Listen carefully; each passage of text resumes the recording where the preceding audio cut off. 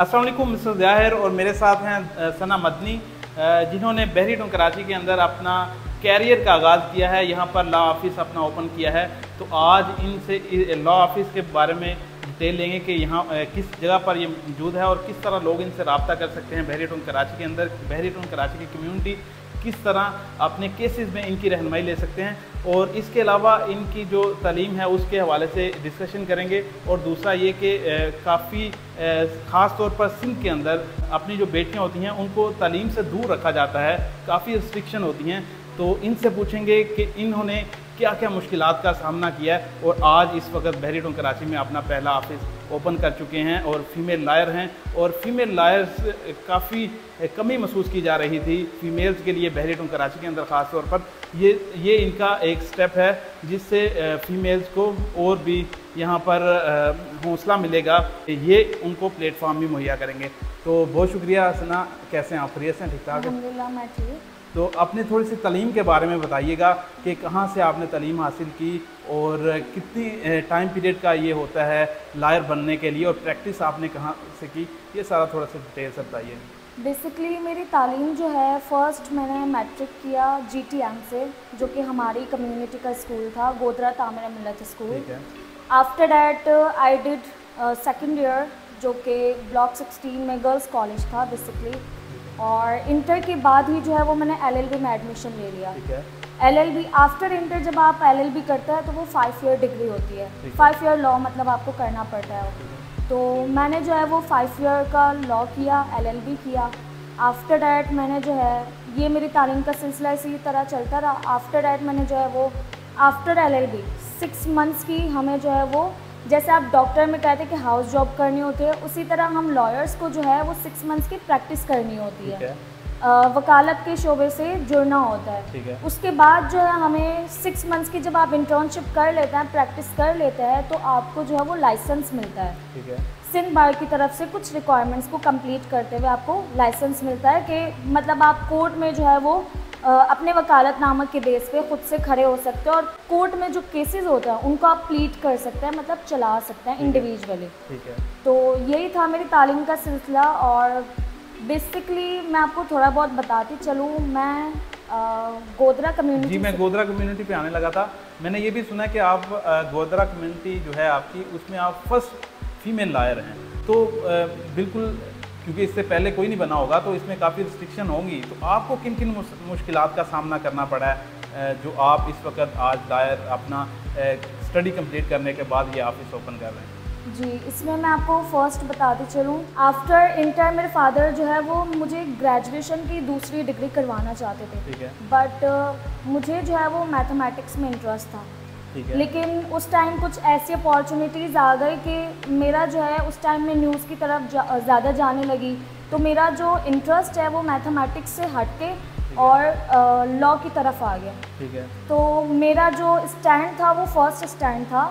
मैंने वहाँ से जो है अपने फादर के अगेंस्ट ये स्टैंड लिया, और वो चाहते थे मैं दूसरी डिग्री करूँ, बट ये फिर मैंने LLB की डिग्री उसमें एडमिशन लिया, और अल्हम्दुलिल्लाह मैंने उसको सक्सेसफुली किया। इसके दरमियान बहुत सारे चैलेंजेस का सामना भी करना पड़ा, क्योंकि इसमें जो मैं फ़ीस वगैरह होती थी वो सब भी वो मैं खुद से करती थी। अच्छा, आप खुद मैनेज करती थी? जी जी, वो खुद से करती थी। वो कैसे कि उस टाइम जब हमारी लॉ की पढ़ाई होती है, स्टडीज़ होती है 5 ईयर की, उसमें जो है हमें काफ़ी मेहनत करनी पड़ती है। काफ़ी मेहनत और काफ़ी बुक्स, काफ़ी कोर्सेज हमें कवर करने पड़ता है। सुबह से लेकर शाम तक अगर आप उसमें टाइम दें तो ये है कि आप एक सक्सेसफुल लॉयर बन सकते हैं। ठीक है। तो इसमें जो है मैं शाम के टाइम जो है मैं ट्यूशन भी पढ़ाती थी। अच्छा। शाम से रात तक भी। और इसके अलावा जो है 5 साल पूरे मैंने इसी तरह किया है। आफ्टर डैट जो है इसके दरमियान, इन सारी चीज़ों के दरमियान जो है मेरे फादर बिल्कुल मुझसे राज़ी नहीं थे। अच्छा। लेकिन मेरी मदर और मेरे जो बड़े भाई हैं, एल्डर ब्रदर है, उन्होंने जो है मेरी काफ़ी हेल्प की। एल्डर ब्रदर ने मेरे स्टैंड को जो है वो सपोर्ट किया, और अल्हम्दुलिल्लाह मैंने 5 ईयर की जो डिग्री थी वो भी कंप्लीट कर ली। मतलब अभी घर वाले सब सेटिस्फाई हैं आपकी जॉब से, आपके काम से? जी, आप इसको जॉब नहीं कहेंगे क्योंकि मैं जॉब नहीं कर रही। बेसिकली मैं अपना खुद का काम कर रही हूँ after getting the license from Sindh bar council. ठीक है। मेरी फैमिली में अल्हम्दुलिल्लाह सब लोग खुश हैं और वो प्राउड भी फील करते हैं। ठीक है। कि उन्हें, क्योंकि बेसिकली अगर देखा जाए तो उन्हें भी जो एक तरह से सपोर्ट मिल गया है कि भाई हमें लीगल हमें कोई भी काम होगा तो यह है कि हमारे घर की बेटी जो है वो उसको हैंडल कर लेगी, हमें किसी और जगह जाने की ज़रूरत नहीं पड़ेगी। ठीक है। तो इसी तरह के जो हमारी कम्युनिटी के भी मसले हैं, तो वहाँ के लोग अब जब पढ़े लिखे लोग नहीं होते हैं तो वो दूसरी जगह जाने से काफ़ी हेजिटेट होते हैं। और हमारे उसमें लड़कियों को 8 क्लास पढ़ाता है या मैट्रिक ज़्यादा से ज़्यादा। इनफैक्ट मेरे ननियाल में भी अगर जो मेरी कज़न्स हैं वो 8 क्लास या मैट्रिक तक उन्होंने किया है, आगे कोई भी स्टडीज़ नहीं की है। तो उन लेडीज़ को काफ़ी अभी हेल्प मिल रही है कि वो मुझे अप्रोच करती है और अपने जो मसाइल होते हैं, चाहे प्रॉपर्टी से रिलेटेड हो, फैमिली इशूज़ हो या कोई भी मैटर्स हो, तो वो जो है मुझे अप्रोच करके अपने सॉल्यूशंस जो है वो मुझसे लेती हैं। बिल्कुल। तो आपने बहरिया टाउन कराची से ही अपने कैरियर का आगाज़ क्यों किया? अब बहरिया टाउन कराची से मैंने अपने करियर का आगाज़ इसलिए किया, फ़र्स्ट ऑफ़ ऑल मैं यहाँ की रिहाइश हूँ। ठीक है। And the second thing is, मुझे यहाँ पे लैक ऑफ लीगल फर्टर्निटी मुझे महसूस हुई कि यहाँ पे आप बहरिया के आप भी खुद रिहायशी है तो आपको भी मालूम होगा कि यहाँ पे आपको 90% जो वो रियल एस्टेट के लोग ही दिखेंगे। बिल्कुल ऐसा ही। और अगर कोई अदर फील्ड से रिलेटेड है तो इसमें जो है वकालत के शोबे से या फिर जो लॉयर्स हैं तो उससे रिलेटेड नहीं है, या अगर है तो वो में भी प्रैक्टिस में नहीं है। ठीक है। तो एक लैक ऑफ लीगल फर्टर्निटी यहाँ पे मुझे महसूस हुई। एंड सेकेंडली बहुत सारे लोग अप्रोच भी कर रहे थे जैसे जैसे लोगों की नॉलेज में आ रहा था। सो यहाँ पे मुझे एक ज़रूरत महसूस हुई कि इतने अच्छे इन्वायरमेंट में being a female lady advocate I don't think so कि इतना अच्छा इन्वायरमेंट जो बहरिया टाउन में सिक्योरिटी के लिहाज से हो या फिर किसी भी लिहाज से हो तो वो नहीं मिल सकता था। ठीक तो है। इसलिए मैंने यहाँ स्टार्ट किया। बहुत अच्छा। बहरिया टाउन कराची में आप काम कर रहे हैं, डेफिनेटली आपके पास जो क्लाइंट्स हैं वो भी बहरिया टाउन कराची के रिलेटेड ही ज़्यादा आ रहे होंगे। तो किस तरह के मसाइल आपके पास यहाँ पर आ रहे हैं जो रहनुमाई लेना चाहते हैं आपकी?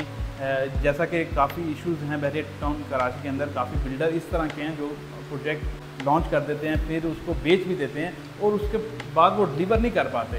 तो इस तरह की काफ़ी और भी मसाइल हैं, पैसों के लेन देन के बारे में भी काफ़ी मसाइल हैं।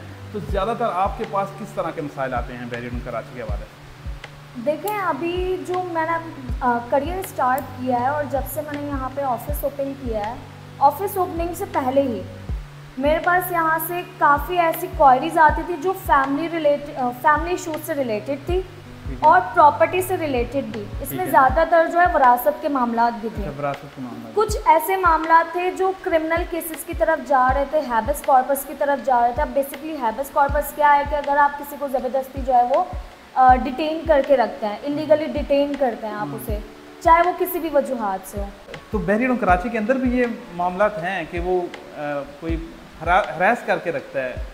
जी देखें, आप बहरिया टाउन कराची ये तो एक बहुत अच्छी सोसाइटी है, बट ऑब्वियसली ये तो स्टार्टिंग से ही चला आ रहा है कि जैसे जैसे इंसानों की आबादी बढ़ती गई तो क्राइम पॉजिटिव नेगेटिव और मसले मसाइल जो होता है वो तो होता है सब जगह। ठीक है।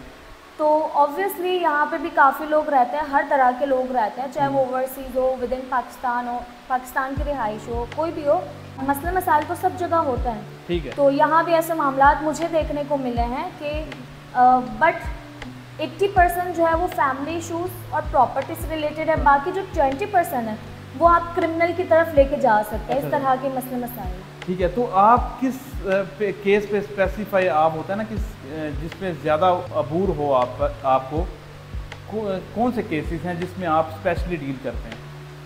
अब देखें, ये आपने बहुत स्पेसिफिक क्वेश्चन कर दिया। वकालत का जो शोबा है ये कोई स्पेसिफिक उस पर नहीं जाता है। ठीक है। इसमें हमारे पास सिविल क्रिमिनल के अंदर बहुत सारी ब्रांचेज है जो कवर होती है। ठीक है।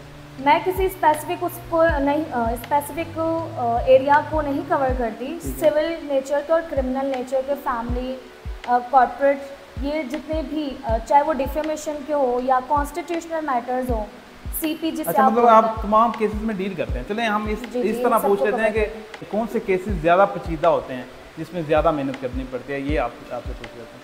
पेचीदा केसेस जो है इसमें कोई अगर बाय लॉ हम देखने जाएँ तो पेचीदा केसेस अगर कोई वकालत के शोबे से ताल्लुक़ रखता है तो कोई नहीं होता है। क्योंकि हर एक की डिफरेंट स्टोरी होती है, लेकिन कंक्लूजन वही होता है जो हमारी बुक्स में होता है, जो हमें बाय लॉ बताया होता है जी। ठीक है। बाकी सबकी nature of the cases different होता है, बट हम जब प्रैक्टिस में आते हैं तो हमें मालूम होता है कि भाई इसका क्या सोल्यूशन है, क्या होता रहेगा इसमें, या क्या मामला और क्या लॉज इसमें लगेंगे। तो पेचीदा, अच्छा अब इसमें मैं एक बात को कवर करते चलूँ, जो क्रिमिनल केसेस होता है, बीइंग अ फीमेल एडवोकेट, जो क्रिमिनल केसेस होता है तो उसमें ये है कि आपको थोड़ा सा एहतियात बरतने की ज़रूरत होती है, क्योंकि जो अदर पार्टी होती है, डिफेंडेंट पार्टी, ठीक है, सो उसकी तरफ से क्या ऐसा रिस्पॉन्स होगा, मे बी कोर्ट में वो आपसे कोई बदतमीज़ी कर दे इन फ्रंट ऑफ एवरीवन, या मे भी वो बाद में इसका कोई हिसाब किताब करे, क्योंकि आप जब केसेस करते हैं तो आप अपने क्लाइंट को डिफेंड कर रहे होते हैं, चाहे वो सही हो गलत हो, वो एक दूसरा मैटर है। तो इसमें थोड़ी सी क्रिमिनल केसेस में जो है पेचीदा नहीं होता है, लेकिन थोड़ी एहतियात बरतनी पड़ती है, ठीक है, कि अदर पार्टी की तरफ से क्या रिस्पॉन्स होगा। ठीक है। तो मैं क्योंकि खुद प्रॉपर्टी की फील्ड से बचता हूँ, मैं ज़्यादा प्रॉपर्टी के हवाले से सवाल आपसे करना चाहता हूँ। बिल्डर्स की बात बीच में रह गई, क्योंकि हमारे काफ़ी क्लाइंट्स हैं जो हमें सोशल मीडिया के थ्रू देख रहे होते हैं, वो काफ़ी हमें ये कंसर्न करते हैं कि काफ़ी बिल्डर हैं वो हमारी अमाउंट तो ले चुके हैं, लेकिन उनका प्रोजेक्ट बनाने का कोई नामो निशान नहीं है। तो अगर इस तरह का क्लाइंट आपके पास आता है तो आप किस तरह उसको डील करती हैं, या किस तरह उसके केस को परस्यू करती हैं? इसमें देखें, फर्स्ट मैं आपको ये क्लियर करती चलूँ कि सारे बिल्डर्स जो होता है वो ऑल आर नॉट इक्वल। बिल्कुल, काफ़ी अच्छे इसमें काफ़ी अच्छे बिल्डर्स हैं जो आपको टाइम पे भी डिलीवर कर देता है, और काफ़ी ऐसे बिल्डर्स हैं जिनके कुछ बायलॉज ऐसे होते हैं, कंपनी के बायलॉज ऐसे होते हैं कि उन्हें, या फिर इसमें एक एग्जांपल आप ये ले सकते हैं कि हालात के मद्देनज़र रखते हुए वो टाइम पे डिलीवर नहीं कर पाते हैं। मैं उनकी बात कर रहा हूँ जो बिल्कुल अभी इनिशियल स्टेज में, जो अभी बनाना स्टार्ट ही नहीं किया, हर चीज़ बेच चुके हैं, इसके बारे में। बहरहाल इस तरह के अगर कोई क्लाइंट आता है तो पहले हम उन कंपनीज पर रिसर्च करते हैं कि अगर वो प्राइवेट पब्लिक कौन सी कंपनी है, ठीक है, और किस नेचर से वाकफियत रखती है। उस रिसर्च के बाद हम जो है क्लाइंट अगर कंपनसेशन लेना चाहता है कंपनी की तरफ से। अब बेसिकली कंपनसेशन ये होता है कि आपका जितना भी डैमेजेस हुआ है तो आप क्लेम करते हैं, ठीक है, तो लीगल नोटिस भेजते हैं आप जी।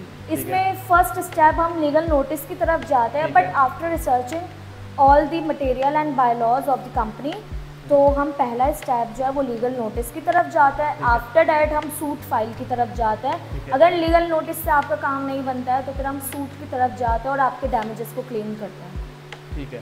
हर तरह का जो केस है अलग अलग नौयत रखता है, तो फिर उसी हिसाब से हम केसेस को डील करते हैं। ठीक है, मतलब कि आप फीमेल लायर हैं बहरीन कराची के अंदर। बहरीन कराची के अंदर ख़ास तौर पर फीमेल्स आपको अप्रोच कर सकती हैं, और आपको अगर अप्रोच करना हो तो उसका क्या पैटर्न है, लोकेशन कौन सी है, और नंबर थोड़ा सा आप बता दें ताकि आपसे कॉन्टैक्ट कर दें। जिया, यहाँ पे मैं आपकी एक बात को दुरुस्त करूँगी, सिर्फ फीमेल्स अप्रोच नहीं करेंगी। ठीक है, मैं वही सिर्फ फीमेल अप्रोच नहीं कर सकती हैं, सब लोग अप्रोच कर सकते हैं। और अप्रोच का तरीका ये है कि हमारा फेसबुक पेज भी बना हुआ है और व्हाट्सएप नंबर भी दिया हुआ है, कॉल का भी ऑप्शन है हमारे पास, और बाकी हमारा यूट्यूब चैनल भी है इसी नाम से, SM लॉ एसोसिएट के नाम से, जहाँ पे आप जाके जो है डिफरेंट लीगल इन्फॉर्मेशन भी ले सकते हैं, और आप हमें कॉल करके जो है आप कंसल्ट भी कर सकते हैं। इसके अलावा अगर आप ऑफिस विज़िट करना चाहें तो बहरिया टाउन कराची में मेन जिना एवेन्यू पे डोमिनियन बिजनेस सेंटर 2 के नाम से बिल्डिंग है, कमर्शियल बिल्डिंग है, 5th फ्लोर पे, ऑफिस नंबर J505। तो वहाँ पे आप जो है कंसल्टेशन के लिए विज़िट कर सकते हैं। टाइमिंग्स है वो ऑब्वियसली मॉर्निंग में जो है हमारी प्रैक्टिस रहती है, सो मॉर्निंग में हम कोर्ट में होता है, तो यहाँ पे जो ऑफिस की टाइमिंग है वो आफ्टर 2 है, 2 से 8 तक, रात 8 बजे तक है। जी, तो व्यूअर्स आपके लिए बहुत आसानी हो चुकी है। बहरीन कराची के अंदर ये लॉज काफ़ी कमी महसूस की जा रही थी, लॉ ऑफिस मौजूद नहीं थे, ख़ास तौर पर फीमेल लॉ ऑफिस नहीं था पहले, तो ये अभी अवेलेबल है। तो मज़ीद इसी तरह की इन्फॉर्मेशन लेने के लिए, बहरीन कराची की इन्फॉर्मेशन लेने के लिए, या इनकी रहनुमाई लेने के लिए मैं मज़ीद नंबर भी नीचे डिस्क्रिप्शन पे ऐड कर दूँगा, आप वहाँ पर रब्ता करके इनसे रहनुमाई ले सकते हैं अपने केस के हवाले से। तो यहाँ पर वीडियो का एहतमाम करते हैं, मिलते हैं किसी नेक्स्ट वीडियो में, तब तक के लिए अल्लाह हाफ़िज़।